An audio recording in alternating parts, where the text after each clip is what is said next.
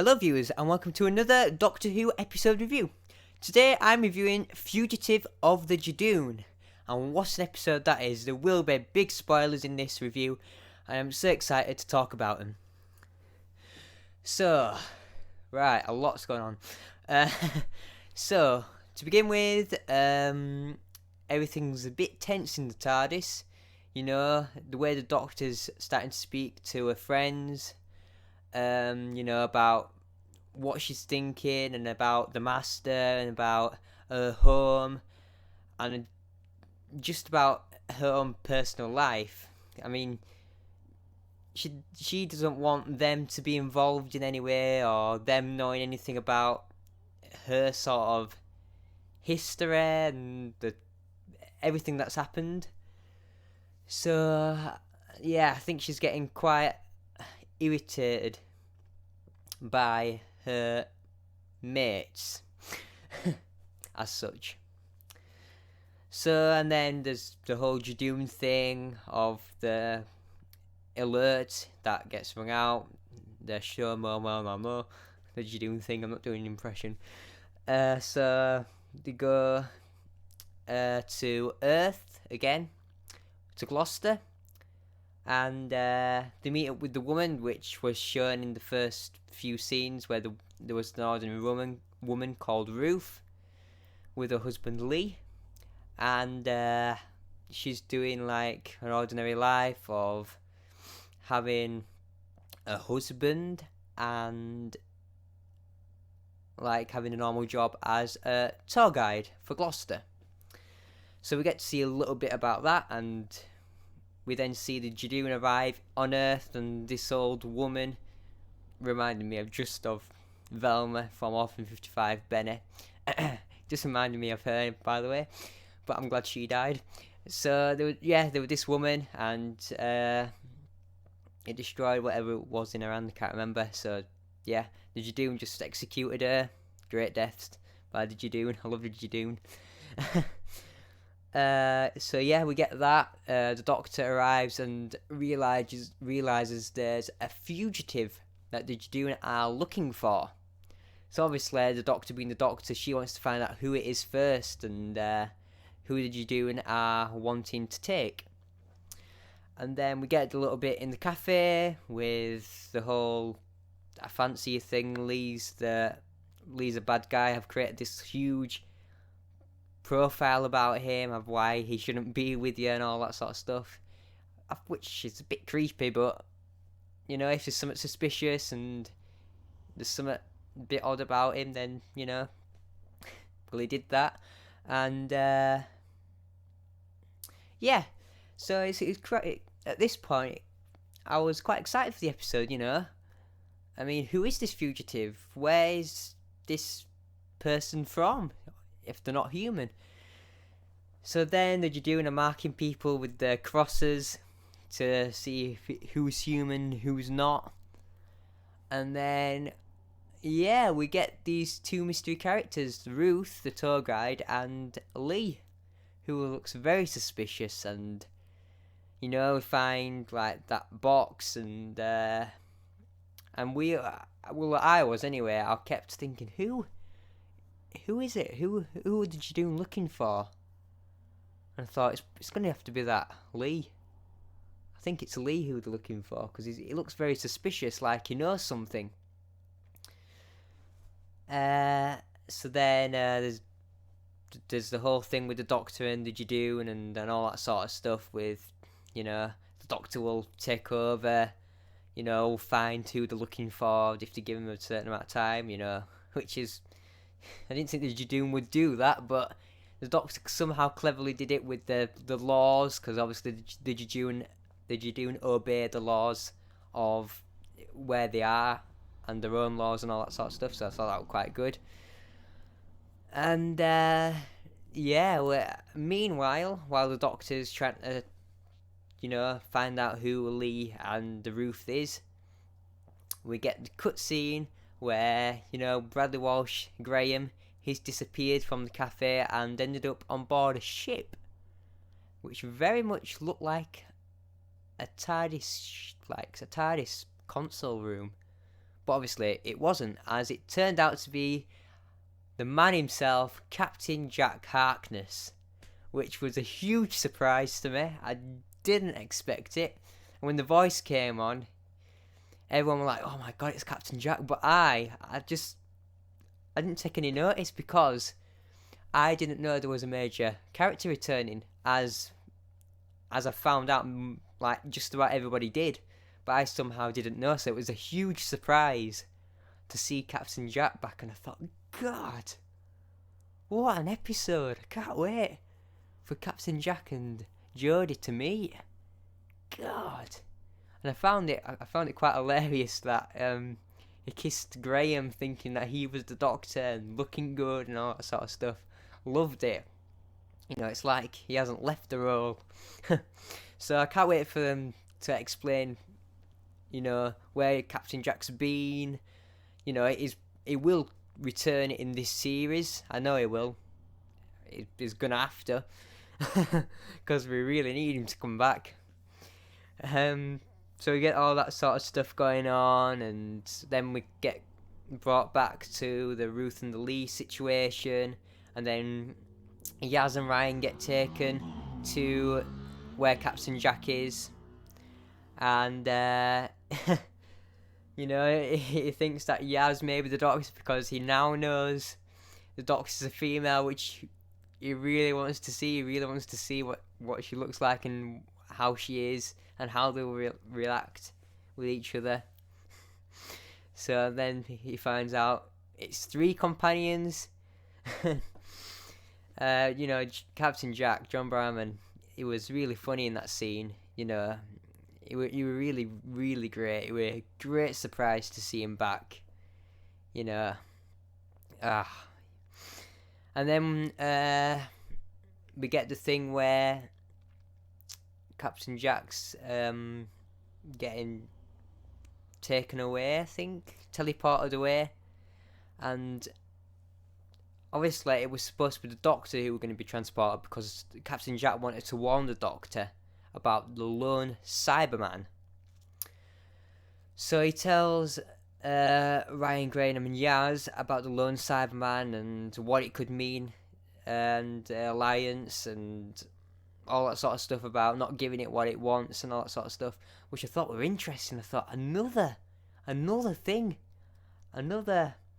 to add to the story arc. We've got the Timeless Child, we've got Captain Jack now, we've got this lone Cyberman who we know nothing about. So it's massive, this episode. And then we get the thing where Ruth goes with the Doctor and Lee ends up getting executed by Gat, I think it is, who appears with the Judoon. And yes, it's, it seemed very weird. They've just executed him and Ruth's escaped. Okay, is that it? And and then we get the bit where Ruth's thinking about the lighthouse. Seems to be a faded memory in there, and we get this text message from Lee as her companion, which I did hear second time round when I watched it, when Gat killed Lee as the companion of something, but now we know who he's the companion of. But anyway, we get the thing of the text message about the lighthouse and the breaking glass. So we get the thing where Ruth turns like into a different person, where she somehow does this great trick of tripping up loads of Judoon and ripping off the Judoon horn, which I thought, God, that's harsh. God. And even the dogs were very, very shocked, and I thought, God, who is Ruth? She's got a hidden identity. Is it the Master? Is it Missy? I don't know why I thought that, but is it the Rani? Who is it? Is it something linking into the Timeless Child? Is it? So I couldn't wait to find out what was going on at this point. And then we get to the thing about the lighthouse, and Jodie's, the doctor is thinking about what's going on here. There's something not right. And she goes outside and starts scanning, and obviously she scanned Ruth to say that she is human because she's taking a human form. And we get the bit where she's digging like a grave, and who Ruth believes is her mother and father. And at the same time, Ruth breaks the glass, and a load of regeneration energy is all like coming back to her, and just reminded me of the Master when he opens the fob watch. I thought, God, who is it? Who is it? Who is it? A Time Lord. Which Time Lord is it? I thought, God. And then we got the reveal of the TARDIS. The TARDIS is buried. I thought, God, what's going on here? She can't be the Doctor. Get out of here. And then, the next thing we know, Ruth stood there, and Jodie's like, I'm going to call her Jodie from now on, because, and I'll call the other Doctor Ruth. We get to know that she's the Doctor. I'm the Doctor. I'm a traveller in space and time. And I thought, no, this can't be right. Who is? Where does she fit in? What? And then we see a TARDIS, which were very Hartnell-fied. Looks great, by the way. And we get the sort of thing in the TARDIS where there's a multi-Doctor thing going on, like the points thing. My points are my thing, and the rainbows and the trousers that don't reach the shoes, and I liked that sort of stuff. And at that point, I'm in shock. I'm in huge shock, and I'm like, where does she fit in? Where does she fit in? Is she the Doctor? I was speechless at that point, God, huge bombshell. And then we get the thing like, am I your past? Am I your future? It's like they don't know each other. Jodie's Doctor doesn't remember being Joe Martin's Doctor, Ruth, and vice versa. So it's like, okay, something strange is going on here. And then they get teleported to the Judoon ship. The exterior of the TARDIS looked fantastic, absolutely perfect, Troughton-fied, great, absolutely love it. So we get that bit. I thought I'd add that in, by the way. And they're at the Judoon, and Gat's there as well, who turns out to be a Gallifreyan.